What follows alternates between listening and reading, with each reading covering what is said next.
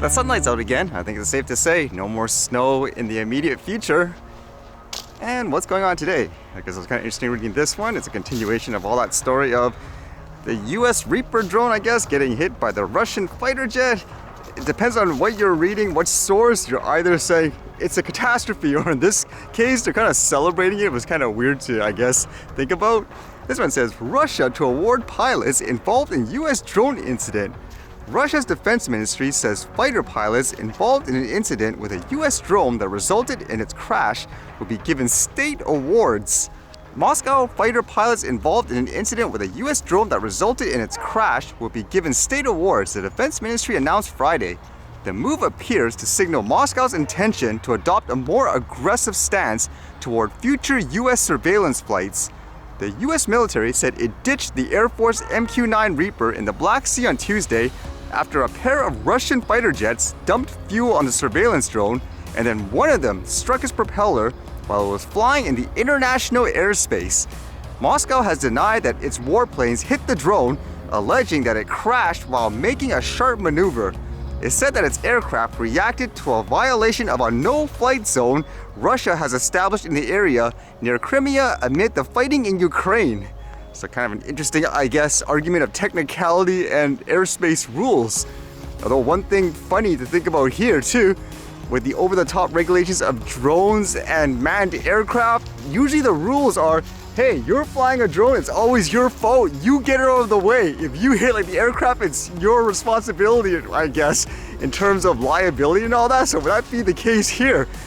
A drone, for example, and a manned aircraft isn't the drone's responsibility. Get it out of the way. And it goes on to say, on Friday, Defense Minister Sergei Shoigu lauded the pilots for preventing the drone from flying into the area that Moscow has banned for flights. The Defense Ministry emphasized that the ban was, quote, in line with the international norms. And then they talk about how in the US they released that footage. Although this one does indicate there were two fighter jets. I thought there was actually only one. But again, it's kind of interesting to think about in that sense too, in terms of rules and regulations in the airspace and all that. And in terms of things in the airspace and drones, I thought this was kind of funny to think about because a lot of people fearmonger a consumer drone, for example, always thinking it's, quote, spying on you because someone could potentially use it in a bad way. Then you need to ban them all, restrict them, remote ID and all that. So how about this one?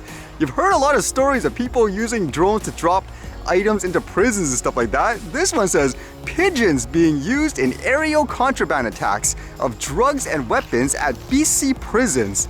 Saying here, quote, it's a massive concern for us. We need the CSC to start taking what is being delivered, whether through pigeons or drones, more seriously. So what's going on, huh? Are we gonna say ban all birds, remote ID all of them? Are people gonna fearmonger every bird that they see now? It says the discovery of a second drug-delivering pigeon at a BC prison in 3 months is prompting theories from avian experts as to how the drop-off was pulled off. Officers discovered the latest pigeon inside Maskey Institution during a routine search the morning of February 27th, according to the Union of Canadian Correctional Officers.